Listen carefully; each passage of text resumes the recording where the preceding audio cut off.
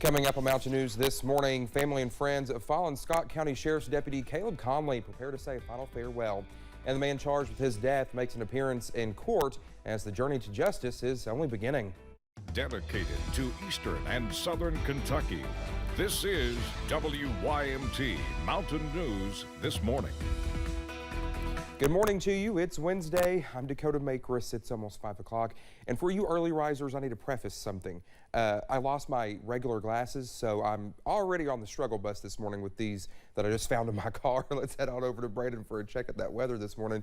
Brandon, buddy, do you know where my glasses are? I told you how to avoid that. What you do is when you take them off to go to sleep, you lay them on your bedside table. That way, when you get up, you just put them right back on. I either do that, leave them on the kitchen table, or on my dresser. See, that's too much. You're right. That's too much. My dad gets on to me all the time. I either lose my wallet or my glasses, and that's what he tells me. You got to keep your glasses right where you can see them, even if you can't see them. Yeah. All right, let's get into the forecast this morning, and we'll see again as this final day of May gets underway that we're going to see some patchy fog in spots. Not the case at the London Corbin Airport, though, this morning as we see calm conditions out there. Temperatures across the board, low to mid 60s, some upper 50s in spots. I do believe we'll follow to the low 60s, upper 50s for all of us there a little bit later this morning. But right now, 64, Moorhead, Jackson.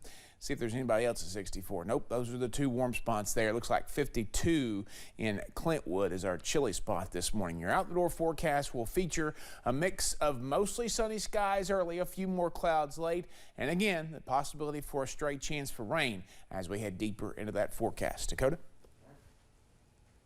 Brennan, thank you. The Kentucky Sheriff's Deputy who was shot and killed in the line of duty during a traffic stop will be laid to rest this week. Scott County Deputy Caleb Conley was shot and killed while making a traffic stop in Georgetown last week. The visitation for Officer Conley will be at Scott County High School today from 4 p.m. until 9. The funeral will also be at the high school on Thursday starting at 10 a.m. Kentucky's senior senator is paying tribute to Deputy Conley. Senator Mitch McConnell sent out a statement yesterday saying, quote, Sheriff's Deputy Caleb Conley was shot and killed last week during a traffic stop in Scott County. Deputy Conley served 8 years in the U.S. Army before coming home to join law enforcement in Kentucky. He was a hard worker and a man of profound faith, and his dedication to protecting and serving his community was known across our Commonwealth. Elaine and I continue to hold his wife, Rachel, their young children, his parents, and the entire Scott County Sheriff's Office in our prayers, end quote. Stephen Shang is charged with the murder of Deputy Conley. He appeared in court yesterday.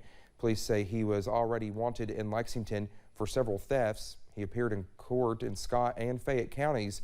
Shang listened as not guilty pleas were entered on his behalf for all 6 Scott County charges he's facing, including a not guilty plea for the murder of Deputy Conley.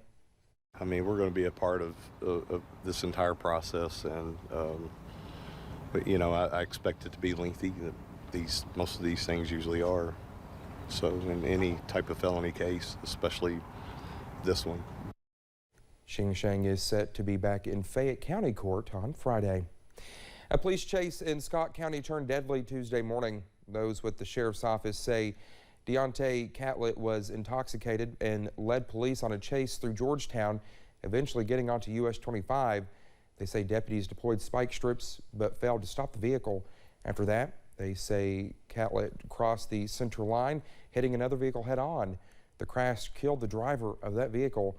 Meanwhile, they say Catlett is now hospitalized in Georgetown but is expected to survive. He is now charged with second-degree manslaughter.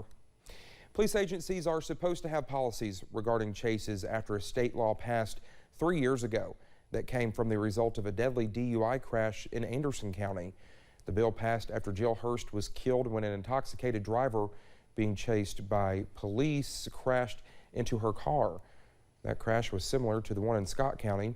Police say they were chasing an impaired driver when that driver crashed into another car, killing one person. It's devastating that it keeps happening. You know, our community has lost someone else because of an alleged choice that someone made to either consume alcohol or other drugs and get behind the wheel. Jill Hurst's mother said in a short statement she is heartbroken for the victim in yesterday's tragedy in Scott County. Well, back here in our region, a Floyd County community has made strides to ensure FEMA buyouts go smoothly. Wayland City Council recently passed a resolution to allow the town to open a line of credit, which it will use to purchase homes participating in FEMA's buyout program. Mayor Jerry Foltz says he hopes the families participating make the right decision for themselves, but losing people who have called the town home for years is always hard. That's difficult. It's hurtful that they have to make a choice. Do they get to stay in their hometown that they grew up in, or do they find another place to go? I hope, that they do what's best for them, and I'm sure they will. After the properties are appraised and acquired by the town, FEMA will later reimburse the city if families accept the offer.